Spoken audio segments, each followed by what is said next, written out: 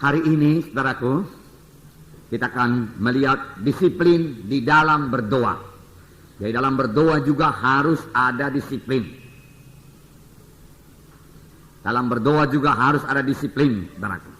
Tanpa ada disiplin doa, kita tidak akan menang berdoa. Saudara, berdoa itu sangat penting.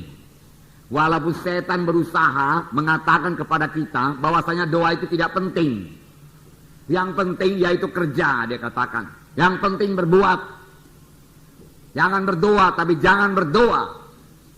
Tetapi seturut dengan firman Tuhan, berdoa itu sangatlah pentingnya. Minggu yang lalu kita dengarkan pentingnya doa itu. Ada beberapa contoh pada waktu itu. Contoh yang pertama yaitu mengenai bangsa Israel berperang dengan bangsa Amalek. Lalu Musa menyuruh Joshua berperang. Joshua berperang di bawah, tetapi Musa naik ke atas gunung. Firman Tuhan berkata, sepanjang tangan Musa diangkat ke atas, berdoa kepada Tuhan, maka menanglah Israel. Tetapi ketika tangan Musa menjadi penat dan tangan Musa turun, maka kalahlah Israel.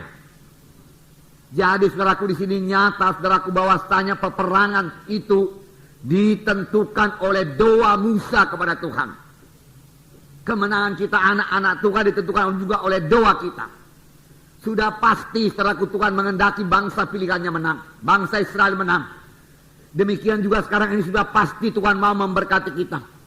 Pasti Tuhan mau hidup kita ini berkemenangan dan berhasil. Tetapi jika kita tidak berdoa, hal itu tidak mungkin terjadi, saudaraku.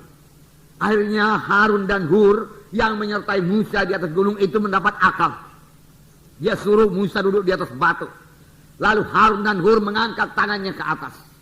Firman Tuhan berkata, dengan demikian tangan Musa terangkat ke atas sampai matahari terbenam. Dan dengan demikian bangsa Amalek dikalahkan oleh orang Israel. Jadi peperangan itu dimenangkan oleh doa. Oleh doa. Walau Tuhan menghendaki bangsa Israel menang, tetapi kalau bangsa Israel tidak berdoa, maka kemenangan tidak jadi. Begitulah pentingnya berdoa. Jadi tanpa berdoa tidak ada kemenangan. Kalau saudara lihat perjalanan Bani Israel, saudaraku, mereka mulai memasuki tanah Kanaan. Sudah mengalahkan Jericho, sudah mengalahkan saudaraku Ai. Nah, mereka mau memasuki kota-kota lain. Dan kota-kota lain mulai ketakutan akan kedatangan bangsa Israel. Lalu ada satu kota, kerajaan yang dekat dengan mereka, orang-orang Gibeon. Lalu mereka menipu. Mereka membawa pakaian-pakaian yang sudah usang, roti-roti yang sudah berjamur. Lalu mereka datang menjumpai Joshua dan panglima-panglimanya. Dan mereka berkata, saudaraku, kami ini datang dari jauh. Oleh sebab itu janganlah ganggu kami. Kami bukan penduduk negeri sini, dia katakan. Inilah dia roti kami yang kami bawa masih segar-bugar. Tetapi ketika kami sampai di sini sudah berjamur, dia katakan.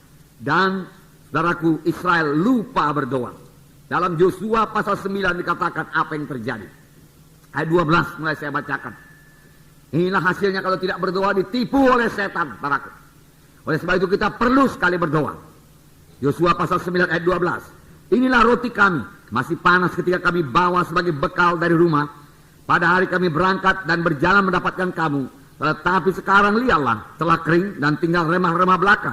Inilah kirbat-kirbat anggur yang masih baru ketika kami mengisinya. Tetapi lihatlah, telah robek. Dan inilah pakaian dan kasut kami. Semuanya telah buruk-buruk karena perjalanan yang sangat jauh itu. Lalu orang-orang Israel mengambil bekal orang-orang itu. Tetapi tidak meminta keputusan Tuhan. Maka Joshua mengadakan persahabatan dengan mereka. Dan mengikat perjanjian dengan mereka. Bahwa ia akan membiarkan mereka hidup. Dan para pemimpin umat itu bersumpah kepada mereka. Tetapi setelah lewat 3 hari, sesudah orang Israel mengikat perjanjian dengan orang-orang itu, terdengarlah oleh mereka bahwa orang-orang itu tinggal dekat mereka, bahkan diam di tengah-tengah mereka. Hal yang perlu kita perhatikan di sini dikatakan dalam ayat 14. Lalu orang-orang Israel mengambil bekal orang-orang itu, tetapi tidak meminta keputusan Tuhan. Dengan kata lain, Israel lupa berdoa. Lalu mereka tertipu oleh orang Gibeon, karena mereka lupa berdoa. Saudaraku, ini juga terjadi bagi anak-anak Tuhan. Kapan anak-anak Tuhan lupa berdoa, mereka dengan mudah ditipu oleh setan. Saudaraku, Saya percaya kalau kita membekali diri kita berdoa cukup pada pagi hari, di mana kita memperoleh persekutuan dengan Tuhan, saudaraku, dan mendengarkan suara Tuhan, menerima pimpinan Tuhan pada hari itu, maka hari itu kita tidak bisa ditipu oleh setan, bahkan tidak bisa ditipu oleh orang lain, saudaraku. Karena Roh Kudus Maha Tahu akan menyertai kita, akan memberitahu kepada kita kapan ada orang yang mau berbuat jahat kepada kita, saudara. Tetapi Israel lupa berdoa.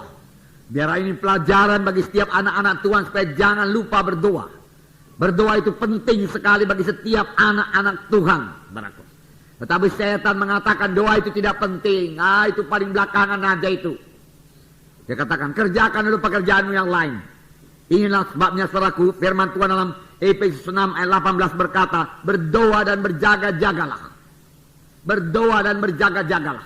Kita harus berdoa, kemudian kita berjaga-jaga. Berjaga-jaga terhadap tipuan setan yang mengatakan doa itu tidak penting. Doa itu tidak penting. Minggu yang lewat kita dengarkan satu contoh lagi. Masih ada contoh-contoh yang lain. Tuhan berkata kepada Elia, Elia tunjukkan dirimu kepada Ahab, sebab aku mau menurunkan hujan. Tuhan sudah mau menurunkan hujan kepada bangsa Israel. Tapi Elia terlaku harus berdoa. Elia menunjukkan dirinya kepada Ahab. Lalu dikatakan bawa semua nabi-nabi Baal, nabi-nabi Asera. Dia katakan, lalu mereka bertanding terlaku di atas gunung Karmel. Apa yang terjadi? Api Tuhan turun menyambar persembahan Elia. Tetapi tidak ada api turun yang menyambar persembahan nabi-nabi Baal, nabi-nabi Asera. Lalu nabi Baal, nabi-nabi Asera ditangkap, saudara. Kemudian dibunuh di sungai Kison, jumlahnya 850 orang. Tapi hujan belum turun juga. Walau Tuhan sudah berjanji, aku mau menurunkan hujan. Apakah diperbuat oleh Elia? Elia naik ke atas gunung Karmel lalu berdoa dengan keningnya di antara kedua lututnya. Dia berdoa dengan bersungguh-sungguh. Dia minta kepada Tuhan supaya hujan turun. Dia harus berdoa sungguh-sungguh walaupun Tuhan sudah berjanji. Sekali berdoa belum ada apa-apa, namun dia tidak berhenti berdoa. Ini nanti akan kita lihat lagi apa yang terjadi sesudah berdoa. Walau jawaban belum kelihatan, saudaraku, tekun terus berdoa. Pegang terus janji Tuhan. Saudaraku, jangan mundur daripada pengakuan iman saudara setelah berdoa, walau jawabannya belum kelihatan. Demikian kalau kita berdoa buat kesembuhan, walau kesembuhan belum kelihatan, firman-Mu tidak berubah Tuhan, aku pegang firman-Mu Tuhan, katakan. Elia berkata, engkau berkata turunkan hujan, pasti engkau turunkan hujan. Dia menyuruh hambanya, lihatlah ke atas laut. Dia lihat, saudaraku, ke sebelah laut tidak ada apa-apa, sama saja, keadaan tidak berubah. Kadang-kadang sudah berdoa, keadaan kelihatannya tidak berubah, bahkan bertambah jelek. Tapi apakah kita berhenti berdoa? Tidak, saudaraku. Itu mengajak kita lebih tekun berdoa. Elia berdoa lebih tekun lagi sampai 7 kali dia berdoa.